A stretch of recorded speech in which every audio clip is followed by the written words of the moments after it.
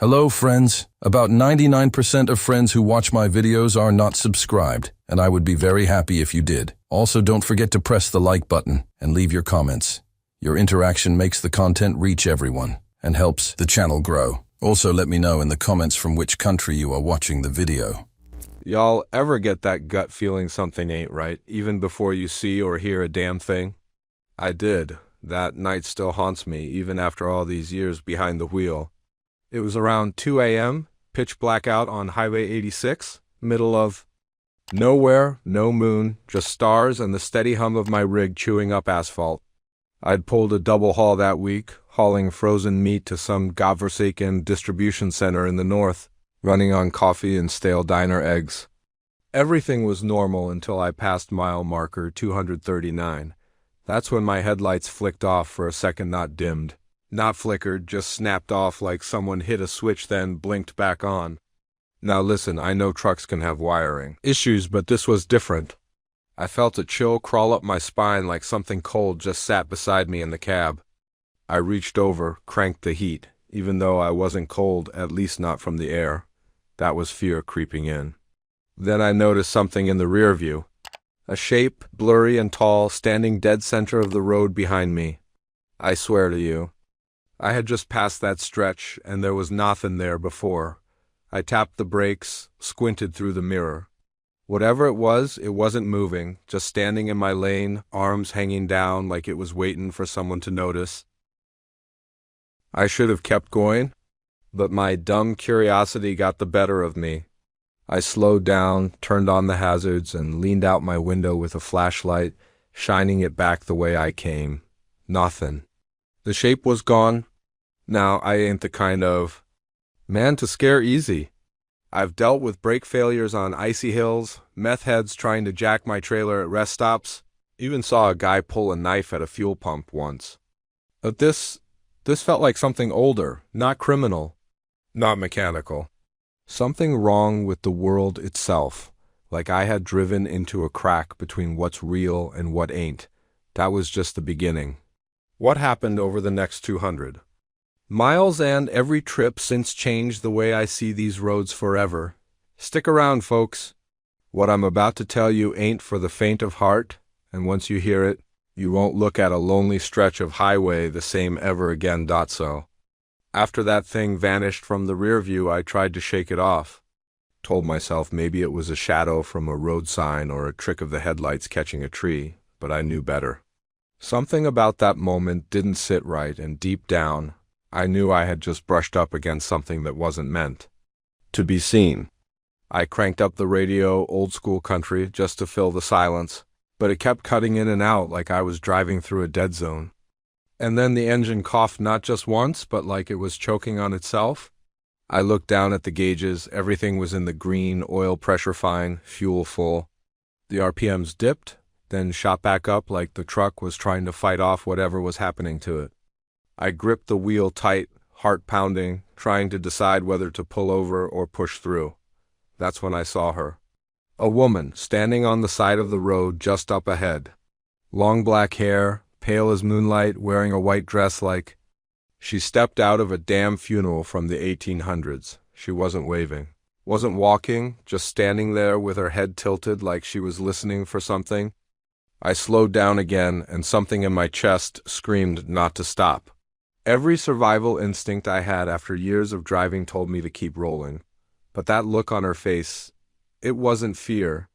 It was sadness, like she knew she was stuck there. So I stopped, rolled the window down a crack and called out, "You all right, miss?" She didn't move, didn't blink, just stared right through me. I leaned out further and shined my flashlight on her, and that's when I saw her feet. She didn't have any, she was floating. Just a few inches off the ground, like gravity didn't apply to her. I slammed that window shut and punched the gas so hard the tires squealed. My truck fishtailed for a second before catching grip and flying down the highway. I didn't look back. I didn't want to know if she was chasing me or not. But I swear to you, in the next few miles, every mile marker I passed said 239. Again and again, I passed it once. Then again, then again. Same crook sign, same pothole just past it, same dead possum on the shoulder. It was like I was stuck in a loop. Like I hadn't left that place at all. I started talking out loud, trying to calm myself. This ain't real. You're tired. You're stressed. But the loop didn't stop. That marker kept coming, and I swear it got darker each time I passed it, like the night was folding in on itself. Eventually, I screamed. Full on, just lost it behind the wheel, yelling into the darkness, hoping something would hear me. And maybe something did, because that's when the radio snapped back on. Only this time it wasn't country music. It was a voice. A little girl whispering. She said, "You're not supposed to leave." Now, I've heard some creepy things over a CB before, truckers messing around. Static playing tricks, even once thought I heard a guy sobbing through the white noise. On Channel 19, but this wasn't like any of that. This was clear. Too damn clear. That little girl's voice wasn't coming from outside the truck. And it wasn't overlaid with static like a weak radio signal either. It was soft, right up in my ears, like she was sitting in the passenger seat beside me, whispering straight into my soul. "You're not supposed to leave," she said again, a little louder this time, and I swear my bones went cold. I didn't answer. What the hell was I supposed to say? I just kept driving, eyes wide, hands shaking, praying for that next town or exit sign, but nothing came. Just that same damn mile marker over and over. 239. It felt like I was rolling through the same cursed stretch of pavement for hours. I looked at the clock on the dash. It hadn't moved. Still, 2:08 a.m., no matter how far I drove. The GPS was frozen too, stuck on a blank screen that kept trying to reroute. I even smacked it once, hoping it'd come back to life, but nothing. Just dead tech, like the road itself was eating all the signals. That's when the lights in the cab flickered again. The dash glowed blue, then red, then went pitch black. For a moment, the only light came from my headlights, stretching forward into the nothing. Then I saw movement ahead. Not one person this time, but a group. At least a dozen figures standing in the road. Men, women, kids, all wearing old-fashioned clothes. The kind you'd see in dusty black and white photos from the 1800s. Some of them looked burned. Others looked like they'd drowned. One guy looked like he'd been run over, legs twisted like rope, face half gone. I swerved onto the shoulder, nearly tipping my trailer. The tires screamed, smoke pouring off the rubber, but I managed to stop without flipping. My heart was hammering so hard I thought it might burst. I grabbed the gear shifter and dropped into reverse, trying to back up and get away from that nightmare crowd, but the gear wouldn't catch. The whole truck shook like something was holding it still. Then came the sound tap, tap, tap on the passenger side window. Slow, deliberate. I turned my head, and there she was again. The woman in white, closer now, face pressed to the glass. Her eyes were hollow sockets, dark and endless like a tunnel with no end. Her mouth was moving, but I couldn't hear the words. I wanted to move, to scream, to drive right through her, and out of that loop, but all I could do was stare. She lifted her hand and placed it flat against the window, and it left a smear of something dark black like ink, but thicker, almost like tar. That's when I realized something even worse than being stuck. I wasn't alone in the truck anymore. I heard breathing behind me, deep, wet, slow, like something that had lungs full of water was crouched just inches from the back of my seat. I didn't want to look. Every fiber in my being screamed not to turn around. I gripped the steering wheel, like it was the only thing tethering me to reality, knuckles white, heart thudding so hard I thought it might punch through my chest. That wet-breathing, ragged, guttural kept filling the cab, and I swear I could feel the heat of it against the back of my neck, like whatever was behind me was leaning in close, studying me, waiting for me to crack. And then came the whisper. Not the girl this time. This voice was deeper, raspier, like sandpaper scraping bone. It said, "You brought it with you." I jerked around, half expecting to see a corpse or demon in the sleeper bunk, but it was empty, nothing there. Just my worn mattress, a pile of bungee cords, and my old denim jacket hanging limp on a hook, but the air felt wrong, too heavy, too still. Like something had just vanished the second I looked. That's when the engine died. No warning, no coughing or sputtering, just dead silence. The headlights cut out too, and I was swallowed by darkness so thick it felt alive. I fumbled for my flashlight, nearly dropping it, and when I clicked it on, I noticed something new. The windshield was covered in handprints, dozens of them. Small ones, like children's hands, pressed against the glass from the outside. But the cab was 15 feet off the ground, and there sure as hell weren't any kids around. I jumped out of the seat and grabbed the door handle, figuring if I could just get outside, maybe breathe some cold air, I could snap myself out of whatever this nightmare was. But the door wouldn't open. It was locked mechanically, not electronically, and yet the handle wouldn't budge. I tried the other door. Same thing.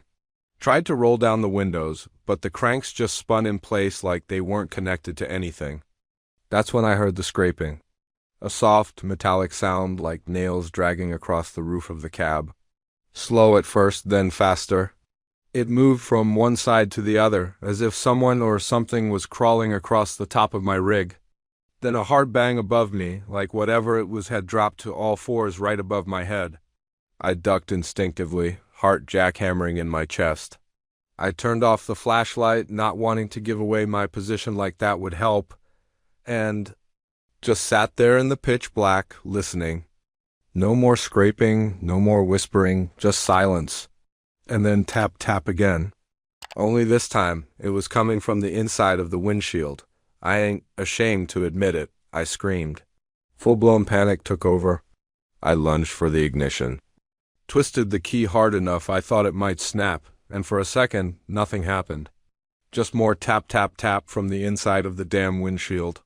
Then, like a miracle, the engine roared to life. Headlights flicked back on, the dash lit up, and the GPS started rebooting like it had never glitched. I didn't wait. Slammed the gear into drive, stomped on the pedal, and tore down that highway like the devil himself was chasing me because, I swear, something damn near close was. As I sped past what should have been another mile marker, I held my breath. 240, it finally changed. Relief flooded me so hard I nearly cried. But just as I started thinking I might have outrun whatever that was, I checked my rearview mirror and saw nothing, no road. No headlights, no trees, just black. Like the world behind me had been swallowed whole. The back of my trailer was barely visible, floating in a void. That's when I noticed something even stranger. My trailer was swinging. Not wildly, not enough to feel it in the cab, but just gently swaying like it was rocking side to side. Something was in there. I hadn't picked up any extra cargo. I was hauling a reefer unit, frozen goods, sealed tight. I glanced down at the reefer monitor. Temp reading was jumping. 1 second, it said -5 degrees Fahrenheit. Next, it was 89 degrees Fahrenheit. Then back to -12 degrees Fahrenheit. It was going haywire. I grabbed the CB and tried calling out. Breaker 19, Breaker 19, anyone out there? Static. Not even a crackle of a reply. Just dead air. Then the reefer unit made a noise. A loud clang like someone banging on the inside of the trailer wall with a hammer. Once, twice, then again. And again? I slowed down just a touch, thinking maybe the load had shifted. Maybe something fell over in the back and was smacking the inside of the trailer. But then something hit so hard, the whole truck jolted. It was like a giant fist had punched the inside of the reefer from the center outward, leaving a deep, booming echo that vibrated all the way to my bones. I sped back up, sweating through my shirt now, trying to make it to the next truck stop, the next sign of life, anything. Finally, in the distance, I saw lights, real lights like from a diner or fuel station, a glowing beacon in the nightmare. I floored it, didn't care if the dot was sitting there with a radar gun. I was getting off that stretch of road. I pulled into the lot hard, tires squealing as I swung around the pumps and parked under the brightest light I could find. I killed the engine and jumped out, heart pounding. The truck was quiet now, no banging, no voices, just silence. I walked to the back, stood there staring at the trailer door, hand shaking as I reached for the latch. I didn't want to open it, but I had to know what was inside. I stood there for what felt like hours, Hand frozen on the latch, heart threatening to burst through my ribcage. Every instinct I had screamed to leave it shut, but I couldn't. I had to know what had been banging around back there, what had made my truck feel like it was being ripped apart from the inside. I took a deep breath, steeled my nerves, and yanked the latch. The metal groaned as the door swung open, icy air, spilling out like the breath of a crypt. I braced myself for something awful, a corpse, a monster, anything. But the trailer was empty, completely empty. Not a single box, not even a broken pallet. Just cold air swirling inside, fogging around my boots. But here's the thing, I'd picked up a full load from a frozen meat plant 400 miles back. I signed the papers myself. I checked the cargo. I even remember the warehouse guy saying, "Be careful, some of that's extra prime, worth more than my job." And now, nothing. Gone, just like that. I stumbled back, trying to make sense of it, looked around the lot, hoping someone else was there to witness this madness, but the place was dead silent. Not a single soul in sight. That's when I noticed the diner lights flickering, not like a power surge. They were flickering in rhythm, 3 short flashes, then 2 long ones. Again and again. It looked like Morse code, and my gut twisted, because it felt like it was meant for me. I slammed the trailer shut, relatched it, and made my way toward the diner. The closer I got, the colder the air around me became, until my breath was coming out in thick white clouds like I was walking through a freezer. The sign above the door buzzed and hummed, neon letters blinking out one by one until only the word "day" remained lit. I kid you not. I almost turned around right then, but I had to know if someone inside had seen something. I pushed the door open, and a little bell rang, a high, sharp sound like breaking glass. The place looked like it was frozen in time. Red vinyl booths, checkerboard floor, but there was dust on every surface. And not just a little thick layers like no one had been in there for years. Except there was a coffee cup on the counter, steaming, someone had just poured it. And sitting at the far end of the diner, back to me, was a man in a trucker's jacket, slumped forward like he was sleeping. I cleared my throat, took a cautious step in. "Hey, buddy," I said. "You see anything weird outside?" He didn't move. I stepped closer, real slow. "You all right?" Still nothing. I was maybe 3 feet behind him when I noticed something. Was dripping off the booth-thick black liquid, slow and steady. I leaned around to get a better look at his face. What I saw nearly made me drop right there. His eyes were wide open, mouth stretched in a silent scream, skin pale as ash. But worse, he looked exactly like me. I stumbled back so fast I nearly tripped over the edge of the counter. I couldn't breathe, couldn't think. That face, my face staring back at me, frozen in terror, lips curled back like he'd seen something that broke his mind before the life drained out of him. His skin looked waxy, like a mannequin left out in the sun too long. I wanted to scream, but no sound came out. My brain refused to process it. I mean, how the hell was I sitting there dead in a diner that looked like it hadn't been touched in decades? My legs finally remembered how to move, and I backed up toward the door, never taking my eyes off that me sitting in that booth. But just as I reached the door and grabbed the handle, that bell above it rang again. I didn't open the door. I hadn't moved it. That little ding-ding sound echoed across the diner like a warning. I looked up, and I swear to you, I saw my reflection in the window, but it didn't move with me. It was grinning, not my face anymore. Same features, same eyes, but that smile. It stretched too far, way past the limits of skin, showing teeth that didn't belong in a human mouth, rows and rows of them. And it mouthed something to me. "We warned you." I yanked the door, finally getting it open, and sprinted across the lot toward my truck. Screw this town. Screw that diner, or I wasn't sticking around to figure out what that thing was. I jumped in the cab, started the engine, didn't even check the mirrors. I just drove. I didn't stop, didn't look back, not for miles. When I finally did glance behind me, the diner was gone. Just darkness.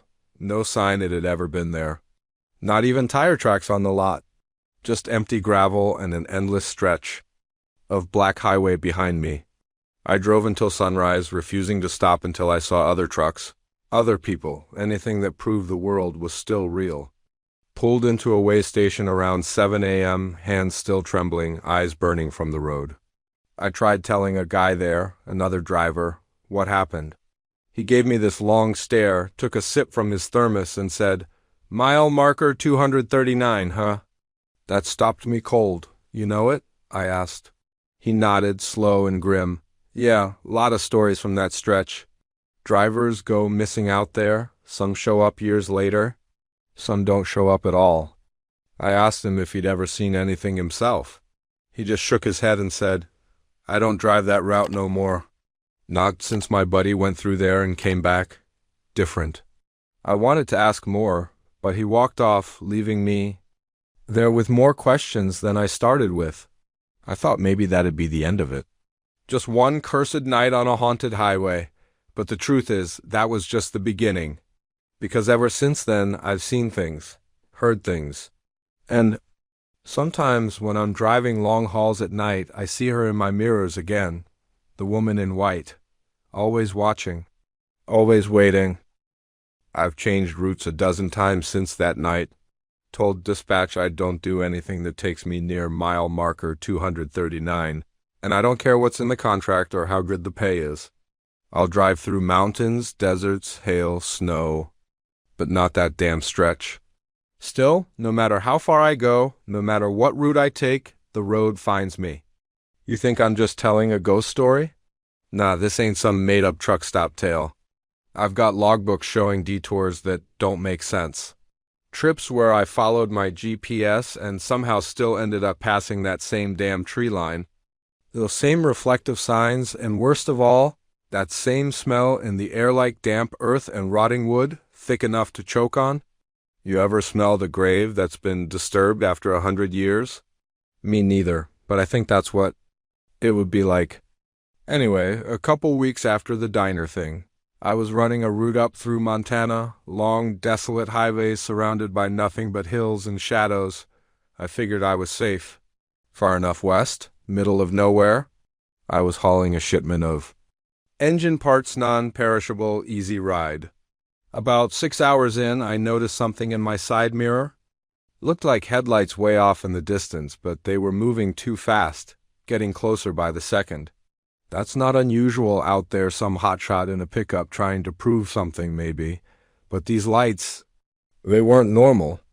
Bright, sure, but they weren't bouncing like real headlights do on a bumpy road. They were steady, too steady. And they weren't casting any light forward, just glowing. I kept glancing back, heart starting to beat harder, telling myself it was just fatigue, too much coffee, maybe I needed sleep. But then the lights vanished. 1 second they were there, then nothing. I let out a breath, chuckled nervously to myself. "Damn mind playing tricks again," I said aloud. Then the CB crackled, loud and sharp, like someone had keyed the mic. But no voice followed, just static. I leaned forward, reached for it, and just before I grabbed the mic, a voice whispered. Through the static, "We warned you." Same damn voice as before. I dropped the mic. I wasn't even near 239, I was states away. I checked the GPS, and I swear I nearly passed out.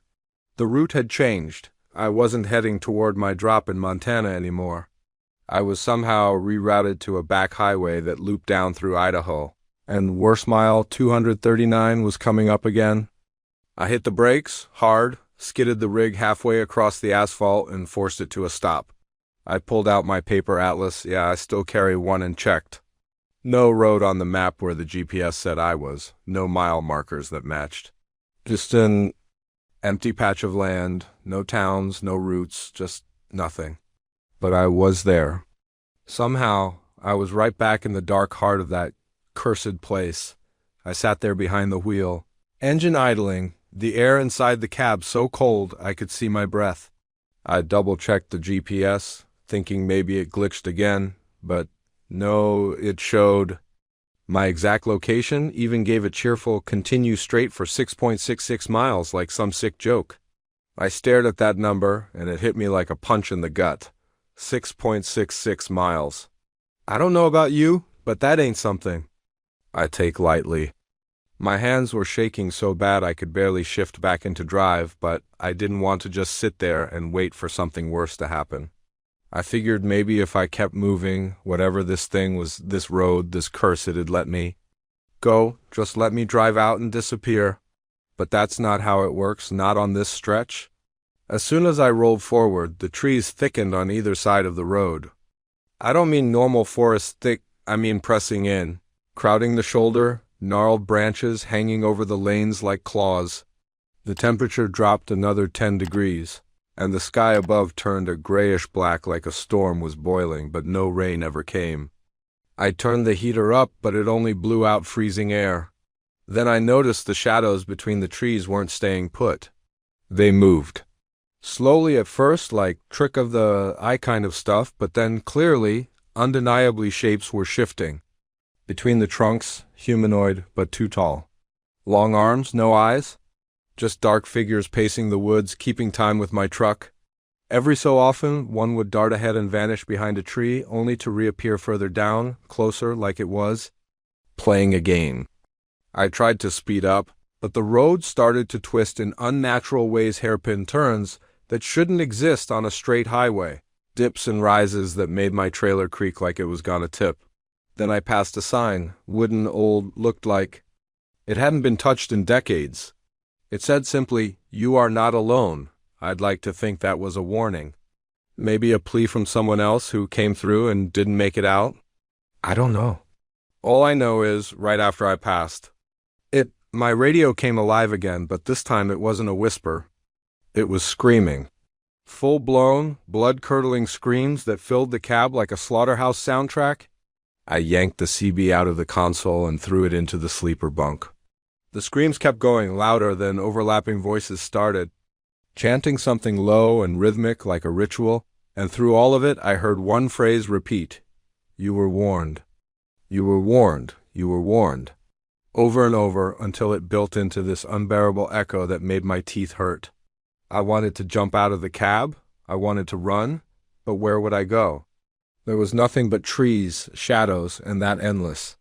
Black road wrapping tighter around me like a noose. I gripped the wheel so tight my knuckles turned white, trying to drown out the screams and that eerie chanting by muttering to myself, "It's not real. It's not real. Just keep driving." But my voice sounded hollow, like it didn't belong to me anymore. The road ahead shimmered, not like heat on asphalt, but like a film, a rippling curtain of water or glass. I blinked, thinking my eyes were playing tricks, but the ripple remained. I didn't stop, I drove right through it, and what was on the other side? Nothing, I mean it, no trees, no sky. Just blackness stretching in every direction. The headlights barely lit more than 10 feet in front of the bumper, and even that looked like it was swallowed by ink. The pavement was still beneath me, but it was cracked and old, like it hadn't been touched in decades. The painted lines were faded and crooked. My truck roared forward, but the engine started to sound wrong, distorted, like it was echoing. In a hollow tunnel? Then I realized I could hear footsteps outside the cab. I was doing 40, maybe 50, but the footsteps kept pace with me. Heavy, dragging ones, like someone barefoot was walking alongside the truck. I didn't dare look. I just stared ahead, praying I'd hit daylight or a familiar sign, anything that wasn't this nightmare. Then the dash lights flickered and the gauges began spinning wildly. Fuel gauge jumped from full to empty to overfull in seconds. Speedometer danced like a metronome. And the radio damn thing was still off, suddenly clicked back on with a scratchy, old-timey voice speaking calmly. "Driver, you should have listened." That voice, it wasn't a stranger's, it was mine. My own voice from earlier, maybe even from years ago. The same way I talk to you folks now, casual, friendly. But it had this undertone, like something underneath it was laughing. I slammed my hand against the radio, but the voice just kept going. "You're already dead, you just haven't stopped moving yet. That did it." I stomped the brake hard. Tires screeched, rubber burned, and the truck groaned as it skidded sideways. I didn't care. I had to stop. Everything went quiet. Radio dead, engine stalled. Just the ticking of cooling metal and my heart hammering in my chest. I reached for my flashlight and climbed down, boots hitting the cracked asphalt with a sickening echo that bounced forever. There was no wind, no sound, just me, my rig, and the dark. I walked slowly around to the passenger side, shining the light across the trailer. That's when I saw it, a handprint, long fingers, burned into the metal like acid. And just above it, scrawled in rust or maybe dried blood, were the words, "You took the wrong road." That was the moment I realized I hadn't just stumbled onto a haunted stretch. I'd crossed into something else, some place that wasn't part of any map, a road where time, space, and even death didn't work like they should. And worse, I wasn't alone. I spun around, flashlight beam cutting through the thick darkness, trying to find the source of that icy presence crawling up my spine. You ever feel watched? Not just seen, but watched, like something's breathing down your neck, memorizing the way you move, waiting for you to blink? That's exactly what it felt like. My light caught the edge of the woods, or what used to be woods. The trees weren't trees anymore. They were figures. Dozens of them, maybe more. Tall, still, and just barely humanoid, like shadows that had been sketched too quickly. Their limbs were too long, their heads cocked at strange angles, and their skin. It wasn't skin. It shimmered like oil on water, shifting in and out of reality, pulsing with a kind of wet, silent hunger. None of them moved, not yet. They just stood there, watching, waiting. I whispered, "Nope," and back toward the cab. But when I opened the door, my flashlight flickered just for a second, long enough for something to change. The interior of my truck wasn't mine anymore. Same layout, same seats, but it looked wrong, old, rusted. The steering wheel was cracked and wrapped in what looked like barbed wire. The keys were gone. The CB mic was dangling, melted at the end of its coil like it had been held to a blowtorch. My duffel bag in the sleeper? It was there, but it had a bloody handprint smeared across it. I slammed the door shut and stumbled back, breath catching in my throat. Then I heard it, the sound that still haunts me. A laugh, quiet, female, coming from behind the trailer. Soft at first, almost gentle. But then it grew, deepened, warped into this guttural cackling that rattled in my chest. I swung the flashlight around the back of the rig, but there was no one there. Just the echo of that laugh bouncing around the void. And then, bang, something hit the trailer from the inside. Hard. I jumped. The metal shook again, bang bang, like someone or something was slamming itself against the walls. I never loaded anything back there after the last run. It was empty. I stepped toward the rear doors, fighting every damn instinct I had screaming to run. I needed to know what was in there. I grabbed the latch with a shaking hand and pulled it open fast, like ripping off a bandage. The inside wasn't empty anymore. It was filled with fog-thick, swirling, glowing faintly red. And in the middle of it, hanging from the ceiling like meat in a freezer, were bodies, dozens of them. All truckers. All still wearing their jackets and hats, eyes wide open, mouths frozen mid-scream. One of them had my company's patch on his vest. Another looked like the guy I'd seen in that diner.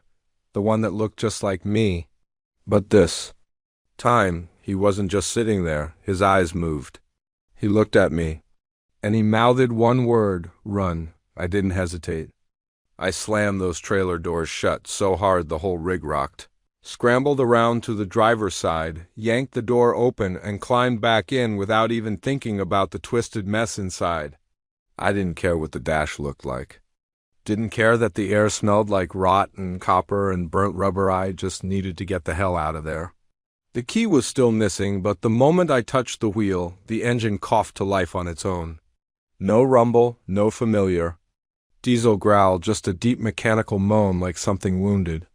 I threw it into gear, floored the pedal, and the whole rig lurched forward like it had been dying to move.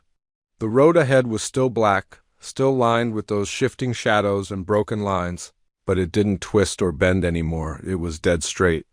As I drove, the fog from the trailer began leaking into the cab.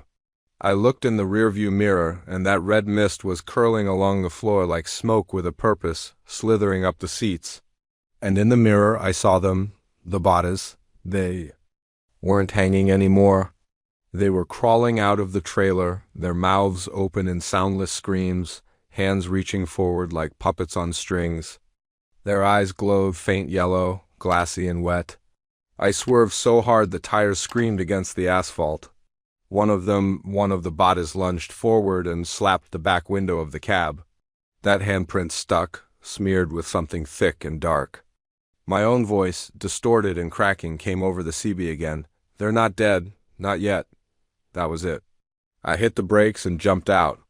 I didn't care if I was in the middle of nowhere or if those things were on my tail. I had to get out of that truck. As I hit the ground and started backing away, the entire rig began to change. The chrome peeled. The windows darkened until they turned black like obsidian. The tires flattened. And the trailer, God help me, the trailer looked like it was breathing, expanding and contracting like lungs that hadn't inhaled in centuries. Then the rig jerked forward on its own and started rolling slow and deliberate down the highway. I just stood there, dumbstruck, watching as my truck, my home for the past 10 years, drove itself away into the black, disappearing into the fog like a ghost ship.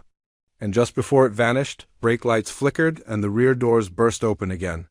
From inside, dozens of hands reached out, reaching for nothing, grasping at the air. And I heard that same female laugh again, echoing through the void. "You're one of us now." I don't remember collapsing, but I must have. Next thing I knew, I was waking up on the shoulder of I-84. Just outside of Boise, a different trucker found me, says he saw me stumbling out of the tree line like I'd been in a wreck.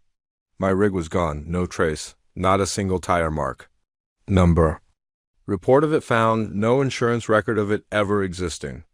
It was like it had been erased, but me? I'm still here. Still driving, still avoiding any road I don't recognize. Because I know something now.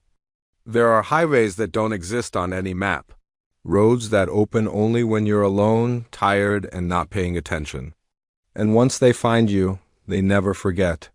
They wait, and they always want you to come back, for weeks after that night. I couldn't drive without seeing those hands in the mirror or hearing that damn laugh echoing in my head like a song stuck on loop. I'd wake up in the sleeper soaked in sweat, swearing I could feel cold breath on the back of my neck. I told dispatch I needed time off, told my truck was stolen. They didn't argue much, probably because I looked like hell-eyes sunken. Beard ragged, shaking like a junkie in detox. But a trucker's gotta eat, right? So eventually I took a local gig, short hauls only, no overnight.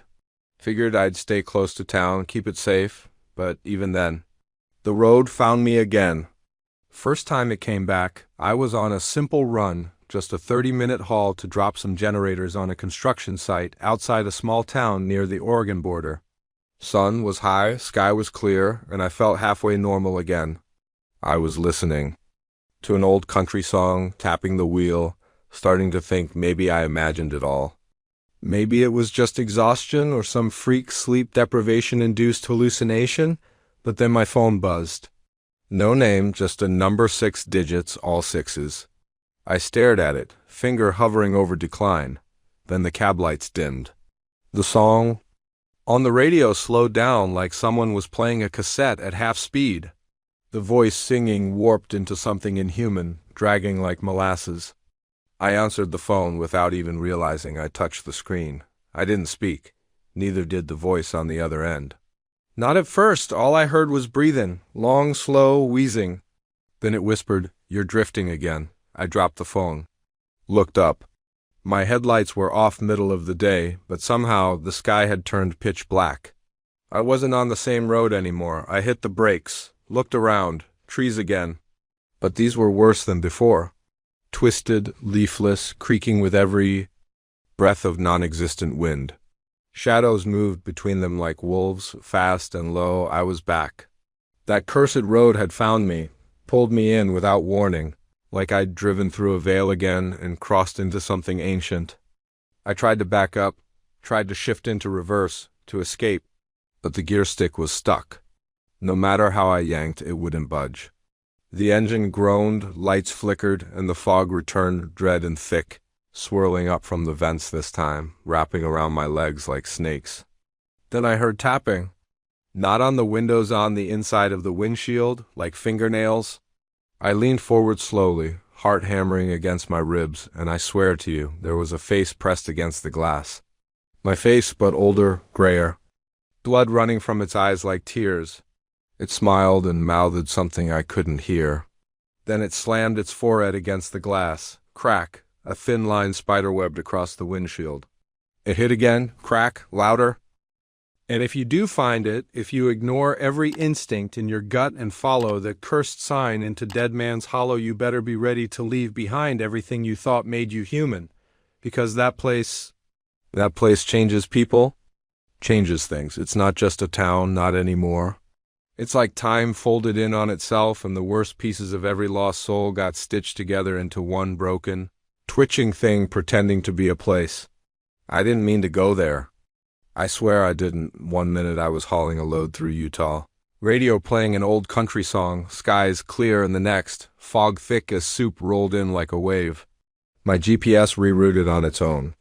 Said I was 66 miles from Dead Man's Hollow, and before I could punch in a correction, the signal dropped completely. I thought I'd hit a patch of bad weather. That's all. Just a weird freak storm. But the deeper I drove, the less real the world around me felt. The trees looked painted. The air had this smell to it like rust and decay. My headlights barely reached past the hood. And then the town appeared out of the mist, like it had been waiting for me. No big welcome sign. Just a crumbling gas station. A motel with half the letters burned out, and buildings that looked like they were held together with rot and spite. I parked the rig right outside the diner. It was the only place with lights on, the sickly yellow glow like someone lit candles behind grease-covered glass. I stepped inside, half expecting to find mannequins sitting at the booths, but nope, people were there. Or things that used to be people. Their faces were all wrong. Too smooth, like clay figures with smeared features. They turned to look at me in perfect unison. Not a single blink, not a word. Just eyes that didn't reflect light. A woman behind the counter smiled. At least she tried to. Her mouth didn't move the right way. Like she hadn't done it in years? Coffee? She rasped, though her lips never parted. I said no, thanks, just needed directions. She pointed out the window, toward the woods behind the town. The road's waiting, that's all she said. Not another word. I turned to leave and realized my boots were stuck, not to the floor, but to shadows. These long, thin tendrils of darkness had crawled up from under the booth and were trying to wrap around my ankles. I ripped free and stumbled outside, gasping like I'd been holding my breath for hours. The rig's engine wouldn't start. I turned the key, nothing, tried again, silence, and then the radio crackled to life on its own. A voice I hadn't heard in years? My father's. He'd been dead since I was 20. You shouldn't have come here, son, he said, calm as can be. You opened the door. I sat frozen for a full minute before trying the ignition one last time. The engine roared to life like nothing was wrong, but the mirrors? They didn't show the road behind me. They showed the diner and everyone inside. They were standing now at the windows, watching me, smiling. I drove out of there like hell was licking my heels. Didn't stop for 3 states. And to this day, I don't know if I ever really left. Sometimes I see that same fog creeping up behind me in the side view mirrors. Sometimes I smell that rust again, even when I'm 1,000 miles from any town. And sometimes, just sometimes, I pass other drivers on the road with eyes that don't blink, who give me that same smile. So don't look for Dead Man's Hollow. Don't follow detours you don't recognize. And if you ever feel like the road is watching you, it probably is.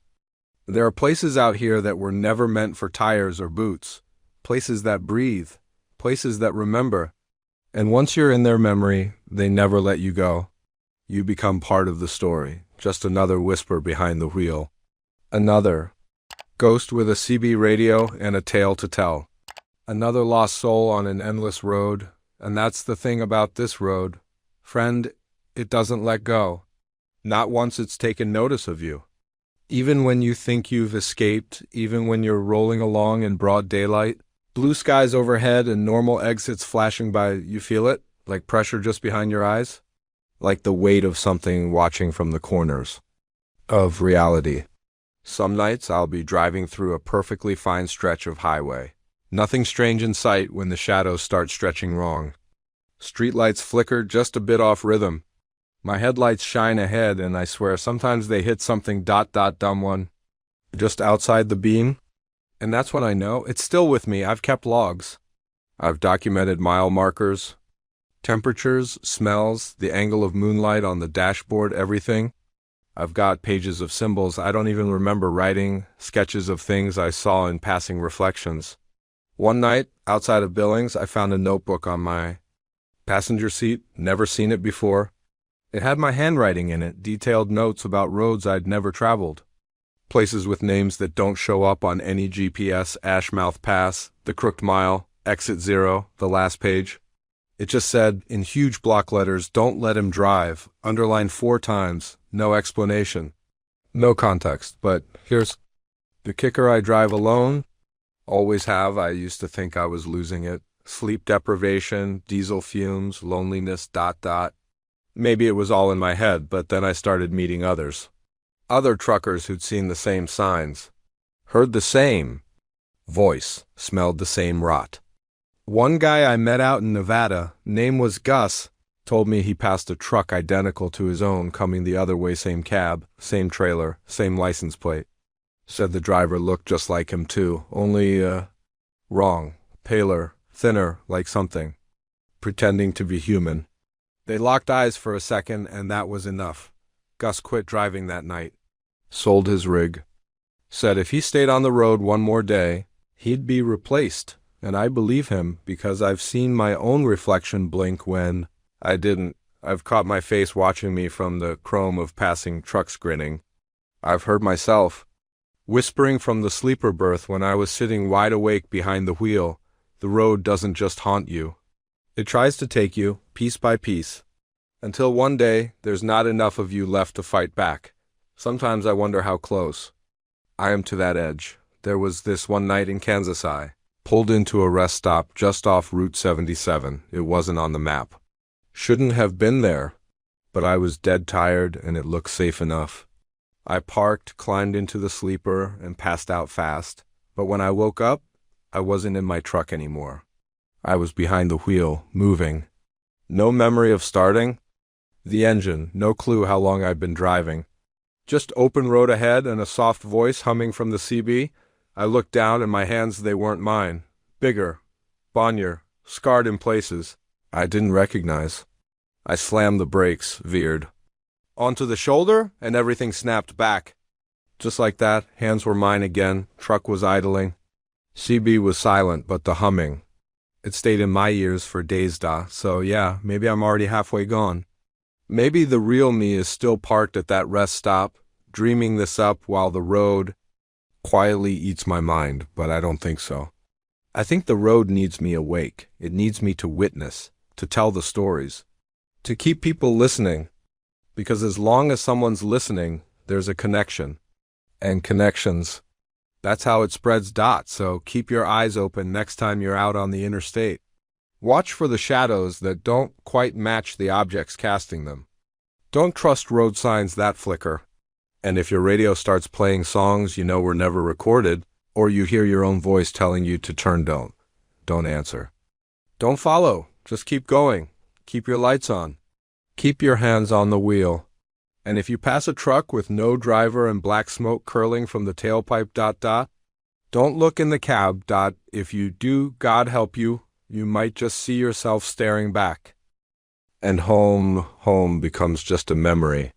A fuzzy photograph in the back of your mind. You remember the smell of your kitchen, maybe the sound of your dog's nails tapping on the hardwood floor, your kid's laughter from the other room, but it feels distant, like it happened to someone else. I used to call my sister every couple of weeks just to remind myself I still had someone waiting for me. But now I can't find her number in my phone anymore. Hell, I can't even remember her name. I know I had a sister. I remember her face, freckles, red hair like mine, but everything else is fading. The road eats that too. Your connections, your past. Leaves just enough behind so you can feel the loss, but never enough to truly remember. What you've lost? I started noticing signs a few years back. Not road signs, those haven't made sense in a while, but personal signs. Like I'd pass by a billboard with my own face on it, smiling, with the words, "Welcome home," written in dripping black paint. Or I'd stop to refuel and see a missing poster pinned to the wall with my name on it. Sometimes it's a different photo, sometimes it's a different age, but always me. It's like the road's reminding me you don't belong anywhere else anymore. I'm part of it. A gear in its monstrous machine, and then there's the passengers. I never pick them up, never, but they still get in.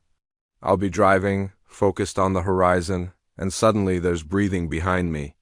Not loud, not aggressive. Steady, rhythmic, human. I used to whip around, scared out of my mind, only to find nothing there. But the seatbelt would be buckled. Or the cup holder would be wet, like someone took a sip from my drink. Once I found a handprint on the inside of the windshield. Too small to be mine.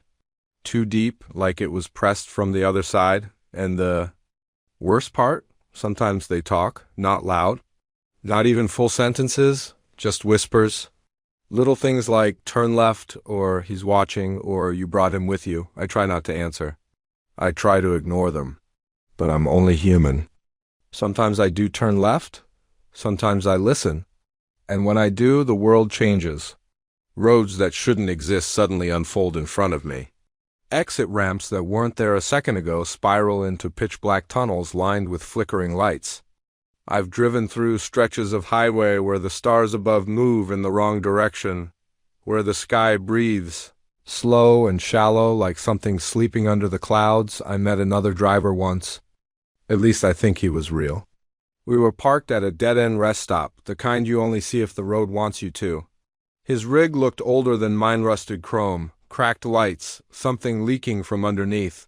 He stepped out slow like his bones were glass and lit a cigarette without saying a word. We stood there in the silence for what felt like an hour before he finally looked at me and said, "You ever dream about the hole?" I asked him what he meant, and he just nodded at the horizon. "It's always just ahead," he said. "You think you're getting closer, but you ain't. The hole's got no bottom, only a mouth, and you're in its throat." Then he climbed back in his truck and vanished. Not drove off, vanished. One blink he was there, next blink he wasn't. No headlights, no taillights. Just an empty stretch of blacktop and the lingering smell of tobacco and diesel. I haven't seen him since, but I hear his voice sometimes. On the CB, says things like, "She's behind you," or "Don't stop on mile marker 66. I listen. I've learned to listen. And I try to share what I know like I'm doing now. Because if you're still hearing this, if you haven't tuned out, you're already halfway down the road. You've already felt it.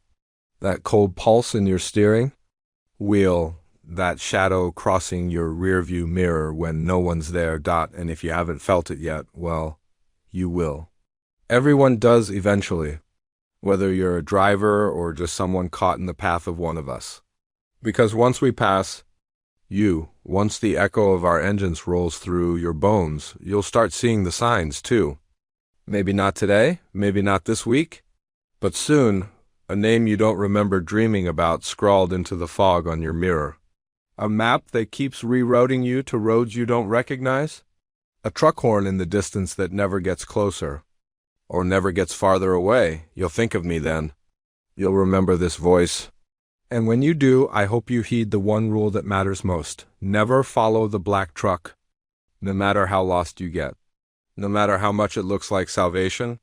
No matter who's driving it or who it looks like is driving it. Because that truck doesn't follow roads. It makes them. And where it leads, there ain't no coming back. I know some of you are thinking, that can't be real. Trucks can't just appear out of nowhere. Roads don't breathe. Ghosts don't whisper instructions, and I get it, I really do. I used to laugh off stories like that too.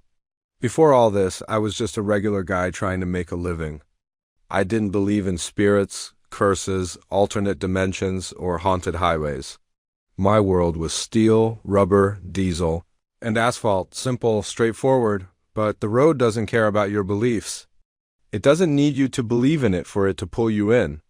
It just waits for a moment of weakness, one long night, one wrong turn, One time you drive too far into nowhere, and the sky gets too quiet, and suddenly you're not in your world anymore. I remember the first time I saw the black truck.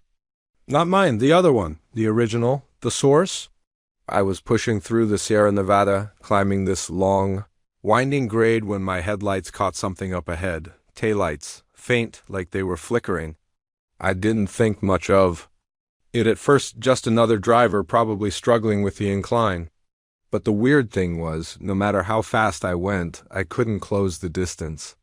I pushed my rig to the edge of our PMIS redlining, turbo screaming, and those damn taillights just stayed exactly the same distance ahead.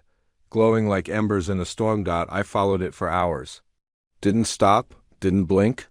Something about it just compelled me. I couldn't explain it, like I was under some kind of trance, and then suddenly, boom, everything around me just changed. The air got heavy. Trees that lined the side of the road bent in unnatural ways like they were leaning. Away from the pavement, the stars vanished. The road turned a deeper shade of black, almost oily. I glanced at the GPS, and it was just static, no map, no signal. Just fuzz, and then the truck stopped. I slammed on the brakes, barely avoiding a rear end. It just sat there, idling, engine rumbling so deep it felt like it was inside my chest. I stared through the windshield, trying to get a look at the driver, but the cab was pitch black, not dark empty. Like it absorbed the light. I reached for the door handle, not even knowing why. I wasn't thinking, I just had to get out, had to see it. But the moment my boot hit the ground, I heard this voice. Not out loud in my head. It said, "You've seen too much. Go back while you still can." I looked up, and the door of the black truck creaked open. No one stepped out. But the air changed. Colder, sharper, like something ancient had just noticed me. I wanted to run. I should have run. But I was frozen. And then bam, the door slammed shut on its own. The truck let out this long, low horn blast that shook my bones. And then it drove off, slowly, silently, and where its tires touched the pavement, the road smoked. I didn't follow. Not that time. I climbed back in my cab and reversed down the mountain until I could breathe again. Since then, it's shown up more. Not every day, but often enough that I know it's not a one-off. It's watching me. Like it's waiting for the right moment to bring me in, fully. And I think I know why. I've been talking, sharing my story, warning folks. And maybe that's not what it wants? Maybe the road feeds better when no one sees it coming. But too bad. If I'm cursed to ride this nightmare forever, I'm at least gonna make sure someone else makes it out. Even if it's just one of you, so if you ever see those flickering taillights ahead of you, don't chase them. Don't try to catch up. And if the radio ever goes to static and you hear your own voice whispering back at you, pull over. Get out, walk if you have to. And if you ever pass a sign that says Deadman's Hollow, 66 miles, turn back. Don't try to find it. Don't ask questions. That place is the heart of it all, I'm sure of it. The beating, rotten heart of this never-ending stretch of nightmare highway. And some things, they're not meant to be found. I know how that sounds. Like I'm messing with you, trying to scare you with some trucker campfire story. But listen to me real close now. I'm not trying to scare you, I'm trying to warn you. Because once the road knows who you are, once it hears your voice or catches your reflection in a chrome bumper, you're marked. Doesn't matter if you're behind the wheel or riding shotgun. Doesn't matter if you're asleep in your bed or sitting in a diner. The road's not just asphalt and dirt. It's alive, and once it gets a taste of you, it doesn't let go. You might think you're safe because you don't drive long haul, because you've never crossed 3 state lines without stopping. But the road doesn't care about distance. It cares about pull. That little tug you feel in your gut when you're driving late at night and you think, just one more hour. That whisper in your ear when you're passing an exit and something tells you, don't stop yet. That's it. That's the road calling, and once it starts, it never stops. I remember the first time I tried to fight it, really fight it. I left. The rig parked on the side of a county road and hiked 10 miles into the woods. No GPS, no phone. I thought if I got far enough away, it couldn't find me. I spent the night in an abandoned hunting shack, no power, no running water, just four walls and a roof.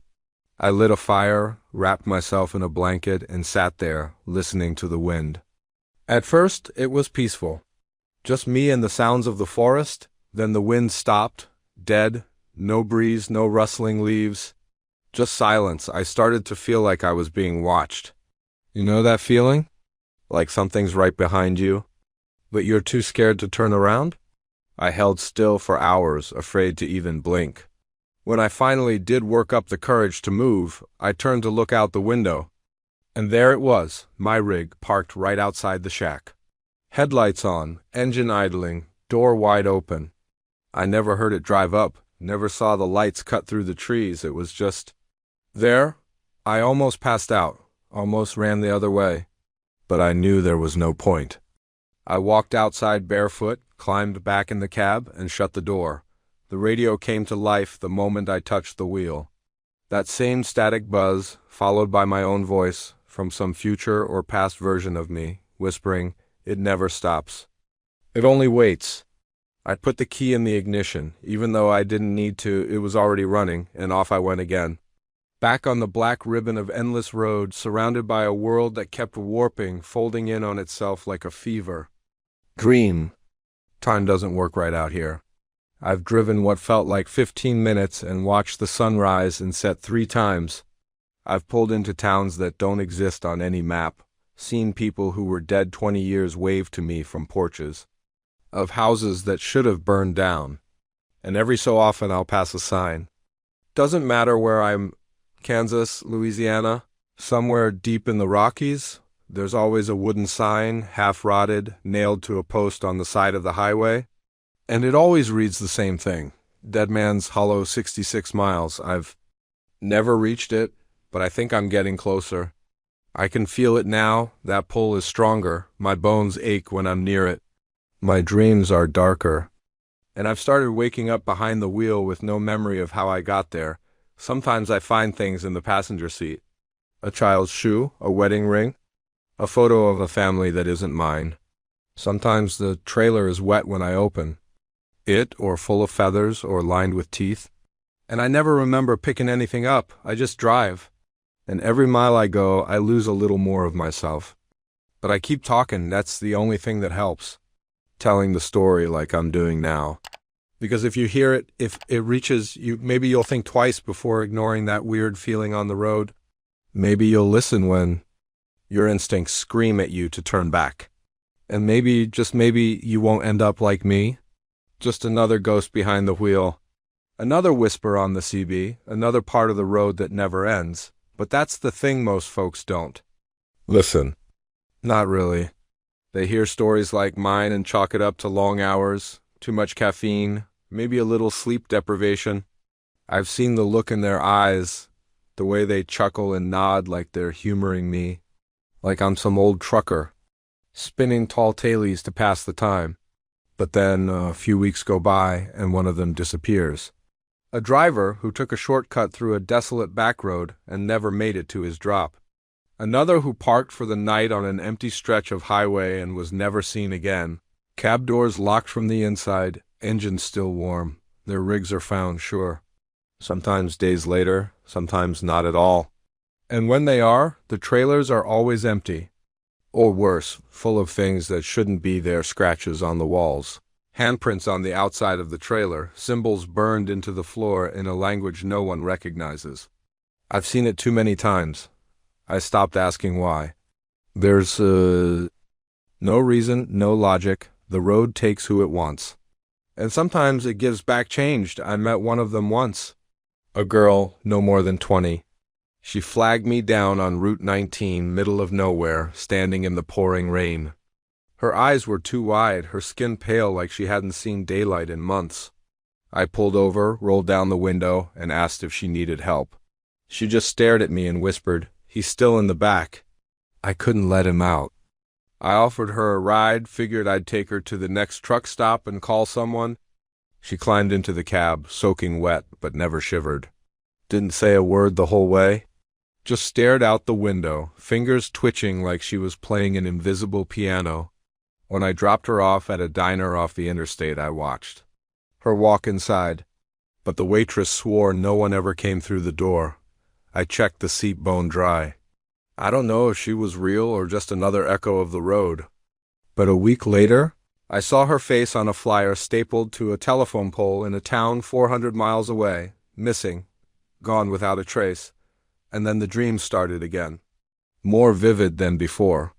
I was driving through a tunnel that never ended, and the walls were made of ribs.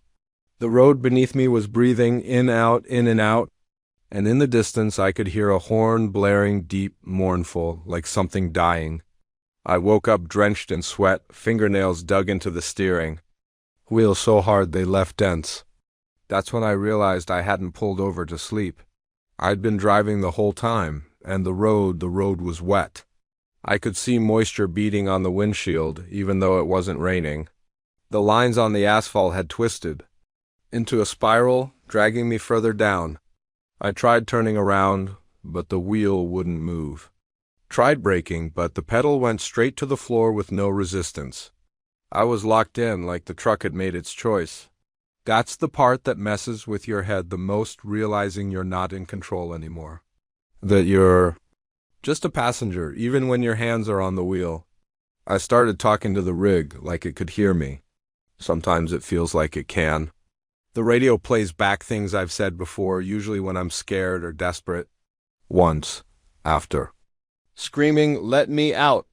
For an hour straight, the CB crackled and played my voice back, whispered, slow, distorted, saying, "There is no out." And I believed it. I still do. Because if there was a way out, I'd have found it by now. But that's why I'm telling you this. Because maybe you haven't gone too far yet. Maybe there's still time for you to stop, to take the long way, to sleep at home instead of in your rig, to listen to the silence when it gets too loud. And if you ever feel like something's following you on an empty stretch of highway, don't look back. Don't check the mirrors. Don't acknowledge it. Just keep driving. Keep your eyes on the road and your hands on the wheel. And if you see a black truck in the distance with no license plate, no markings, and red mist rolling off its tires like smoke, get off the road. I don't care if you're late. I don't care if you've got deadlines. Just get off. Because that truck might be mine. And I don't know how much longer I can fight what's inside me. I've seen what happens when I lose control.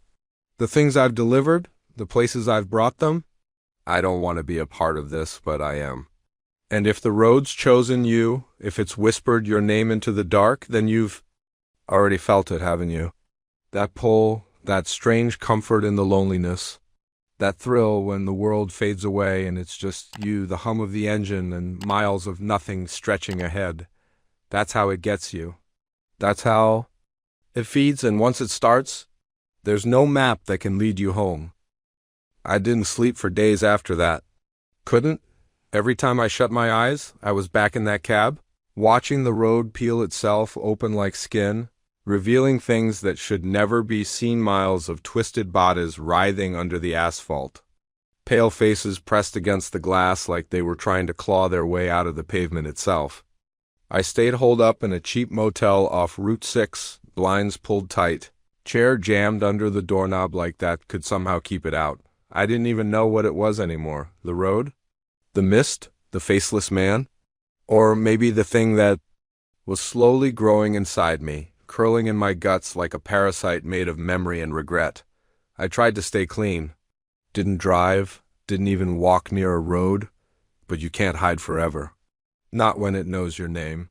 One night I woke up, choking, gasping like someone had shoved my face in a bucket of ice water. My motel room was full of fog red again, thick and swirling like it had weight. And in the fog, something moved. Slow at first, slithering, then faster, darting like a shadow through smoke. I reached for the lamp, but the bulb exploded the second I touched it. And from the corner of the room, I heard my own voice whisper, "The road remembers." I grabbed my duffel, didn't even bother with my shoes, and ran barefoot into the parking lot. My feet slapped the pavement hard, but I didn't feel it, not at first. What I did feel was the cold. Not from the air, but from underneath. Like the ground wasn't ground anymore, like I was running over something alive. I made it to the highway out front and collapsed on the shoulder, panting, eyes wide and wild, and that's when I saw the headlights. One pair, low beams, approaching slow. Too slow. I scrambled back, heart pounding, expecting that old rig to pull up, doors to fly open, those hands to reach out again. But it wasn't a truck. It was an old beat-up sedan, headlights flickering like they were running on borrowed power. It rolled to a stop next to me, driver's side window down. The man behind the wheel looked about 70. Face like leather, eyes like ash. He didn't say a word at first, just stared. And then, with a voice like sandpaper, he said, "You've seen it, haven't you?" I nodded, didn't know what else to do. He motioned me in. I hesitated. He just said, "It won't let go, but I can tell you what it wants." I got in. Something about the way he said it made me feel like not listening was a worse fate than whatever came next. We drove in silence for a while, nothing but the hum of tires on old asphalt and the occasional buzz of a dying street lamp. Then he started talking. It's not a place, not really. Not even a road, not like we know it. It's a memory. A wound in the world that never healed. Every trucker who's run long enough has brushed against it. Some see a glimpse in the mirror. Some hear voices in the static. Most forget, or convince themselves they imagined it. But a few, he looked at me, a few go too deep. They drive too far, stay too long. And it takes them, but sometimes it sends one back. I swallowed hard. Why? Because it's hungry, he said. And it needs guides, couriers, people who know the road. People who can bring others in. I felt sick. You saying I'm supposed to, what? Deliver people to that hell? He shook his head. Not supposed to, just can. That's the curse. You live, but you live as a door. I didn't answer. Just stared out the window, trying not to cry. Then he pulled over, put the car in park, and turned to me. You've got two choices. Hide the rest of your life won't matter. It'll find you, or... He opened the glove box. Inside was a single, rusted key. You drive. But this time, on your terms, I stared at that key like it might bite me. What's it open? Not what, he said. Where? He handed it to me. It's your rig now. You'll know where to find it. Then he stepped out of the car and vanished, just vanished. No sound, no puff of smoke like he'd been erased. I looked down at the key, already knowing it wasn't for any ordinary ignition. And sure enough, when I checked the lot behind the gas station down the road the next morning, there it was, an old black semi, parked like it had always been there. No plates, no company logo, just waiting. The trailer door creaked open when I walked up, empty inside, at least for now. I climbed in the cab. Key slipped in like it was home. Engine purred to life, not roared, not groaned, but purred. Smooth, cold, ready, and over the CB, a voice crackled through the static. First stop's close, just follow the red lights. And without even thinking, I drove. Because I knew, deep down, this was my life now. The road had taken me. And now I drove for it. That first run was the worst, not because it was the scariest, but because it was the moment I accepted that my old life was gone. The rules had changed. This wasn't about freight anymore. I wasn't delivering boxes or furniture or pallets of soda. I was hauling something else. I didn't know what, not at first. That trailer always looked empty when I started. But once I hit the highway, things shifted. The mirrors stopped reflecting the road and started showing things behind me that weren't there. Sometimes I'd catch a glimpse of a passenger sitting in the cab, even though I was alone, just the shape of a head and shoulders in the seat beside me. Not moving, not breathing, just watching.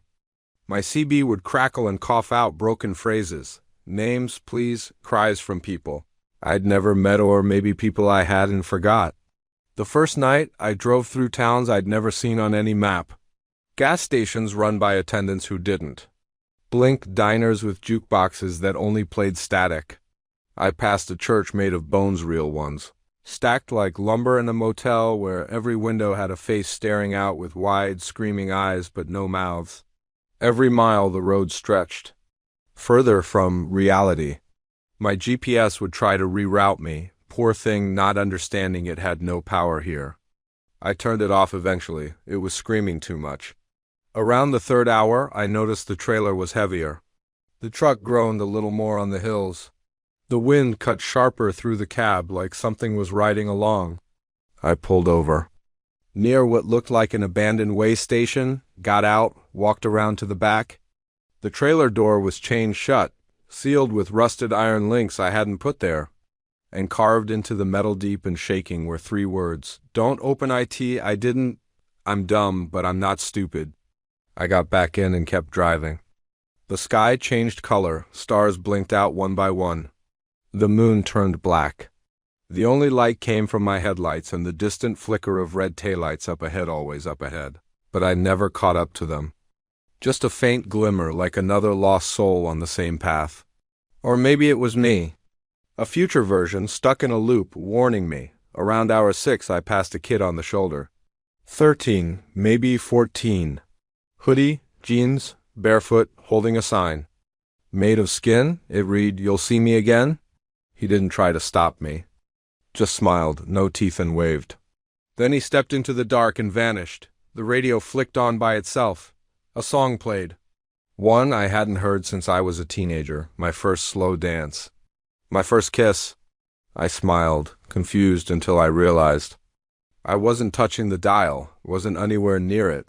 The song was for me, from the road, digging up my memories, feeding on them. I think that's how it works. It takes what you are and hollows it out.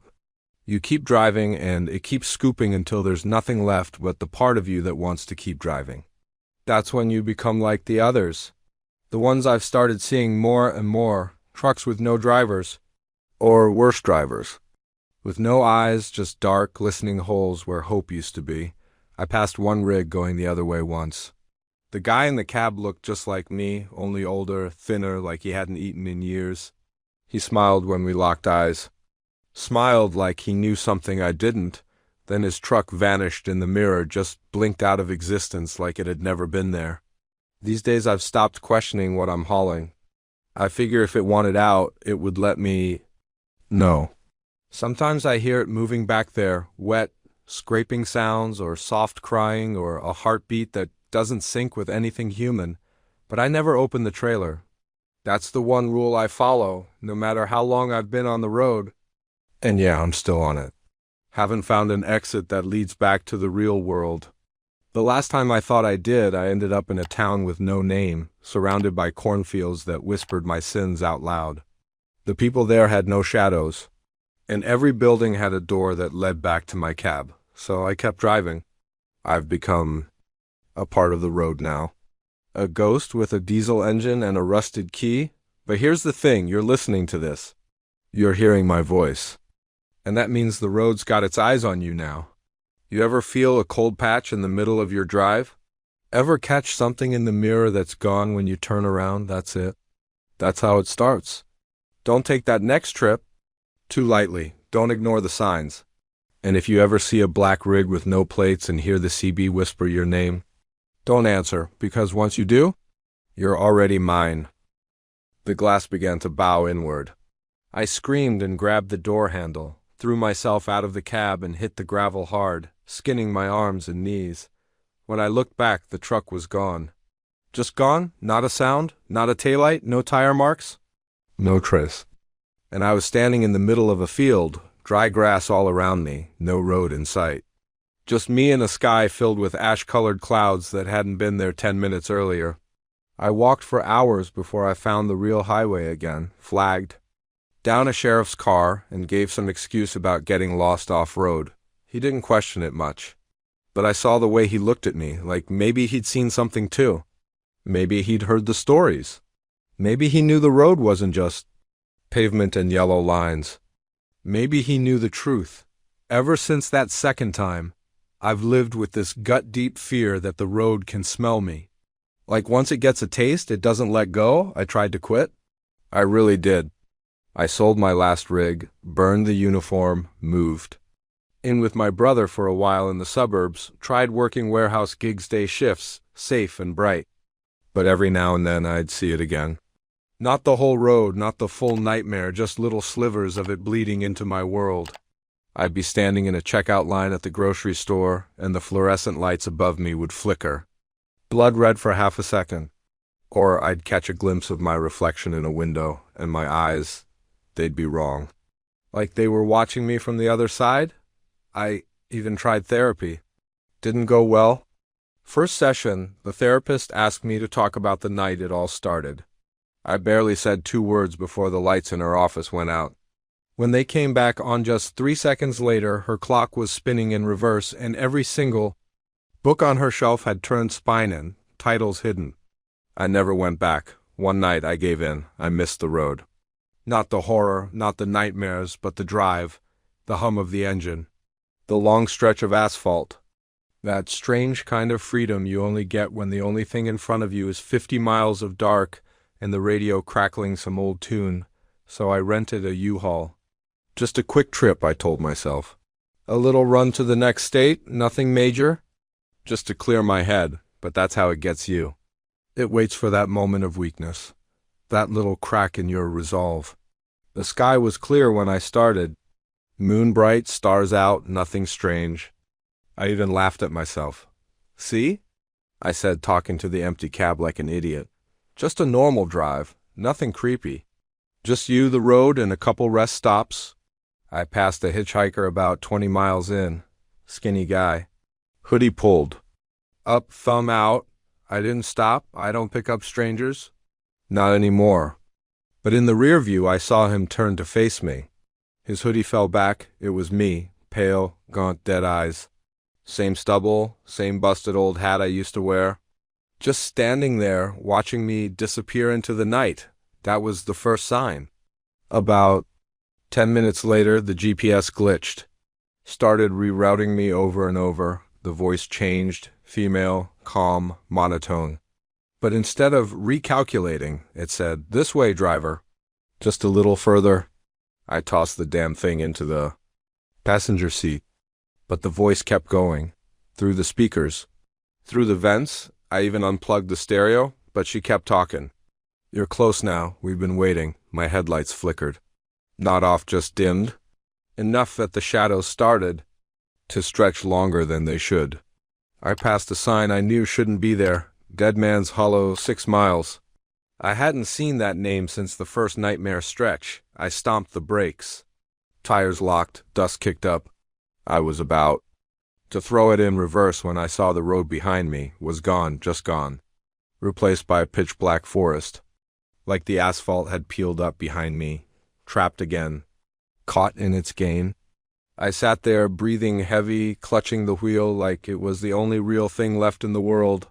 And then the radio turned back on, static, and behind the static, layered deep, screaming. Not just one voice, dozens, hundreds, all of them calling my name, my real name. Voices I hadn't heard in years. My dad. My ex. My high school buddy who died in a wreck in '04, all of them begging, crying, whispering. And then one voice said, "Don't make the turn, son. Don't go any further." I looked up. My headlights lit a fork in the road that hadn't been there 5 seconds earlier.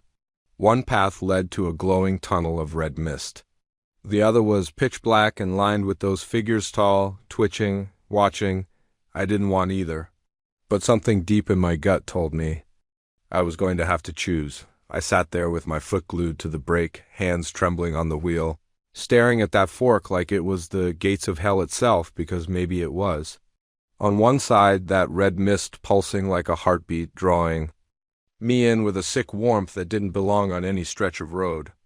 On the other, shadows moving like they were breathing, jerking unnaturally as if they were waiting for me to make a mistake. And the air, it was dead silent. Not a single cricket, no wind, nothing but the sound of my own panicked breath and the faint tick of the cooling engine. My radio hissed again, and this time a voice came through loud and clear mine, but older, cracked like it had been screaming for centuries. It said, "You already turned, you just don't remember?" That broke me. I yelled out loud, slammed the steering wheel, shouted curses into the void, trying to fight it like it was something I could punch or outrun. But the road doesn't care about your rage, it just waits and waits. I thought about turning around, just slamming the thing in reverse and flooring it until I ran out of fuel or lost my mind, whichever came first. But when I looked in the mirrors, all I saw was black.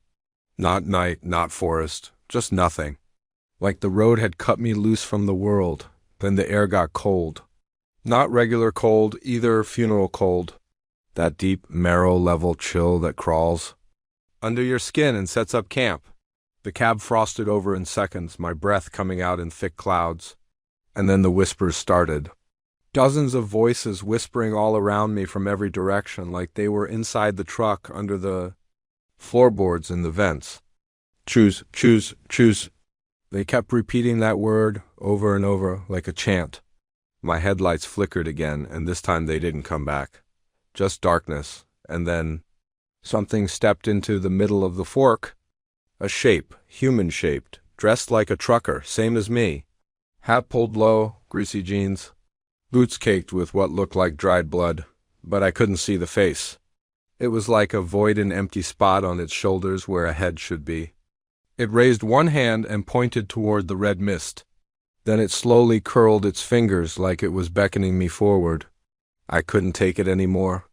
I slammed my foot on the gas and aimed straight down the middle, between both paths. I don't know what I thought would happen. Maybe I figured I could break the rules, escape the choice, cut my own way out. But the moment I crossed the space between those two paths, everything around me shattered. Not like glass, like reality. The windshield burst outward. The air turned thick and heavy, like I was driving through syrup. My arms stopped working, my hands just froze to the wheel. And then my eyes, God help me, my eyes stopped seeing what was in front of me and started seeing everything else. I was behind the wheel, but also outside the truck, watching it drive. I was in the forest, running barefoot. I was in the trailer, hanging like the others. I was the man without a face, pointing into the fog. I was all of them, all at once. Screaming, begging, watching, remembering, and then I blacked out. When I came to, I was lying in a ditch about 10 miles outside of Dead Man's Hollow. U-Haul wrecked, doors flung open. No sign of damage to the frame, but the inside was filled with that same damn red mist. And carved into the dashboard deep and fresh were 4 words, "You can't go back." I walked to the nearest gas station barefoot, covered in bruises and mud. The clerk didn't say a word. Just handed me a bottle of water and a phone. I called no one.